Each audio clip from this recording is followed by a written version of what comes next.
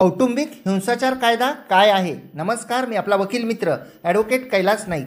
Court कचेरी या YouTube चॅनलवर आपले स्वागत आहे. कायद्याचे म्हणजेच तुमच्या फायद्याचे बोलूया. स्त्रियांच्या होणाऱ्या कौटुंबिक छळास प्रतिबंध करण्यासाठी केंद्र सरकारने कौटुंबिक हिंसाचारापासून महिलांचे संरक्षण अधिनियम 2005 व नियम 2006 संपूर्ण भारतात 26 ऑक्टोबर 2006 पासून लागू केलेला आहे. ज्या परिवारासोबत वा साथीदारासोबत राहत असेल तेव्हा तिचा छळ हा पैसा, सोने, वस्तू या मागणीसाठी केला असेल, त्या स्त्रीला शारीरिक, मानसिक, लैंगिक व आर्थिक त्रास दिलेला असेल तर ती स्त्री कौटुंबिक हिंसाचार कायद्याप्रमाणे न्यायदंडाधिकारी यांच्याकडे संरक्षण मागू शकते. पीडित महिला व तिच्या मुलांना निवासाच्या अधिकारासह तिच्या सुरक्षिततेचा आर्थिक संरक्षणाचा आदेश माननीय न्यायदंडाधिकारी करू शकतात.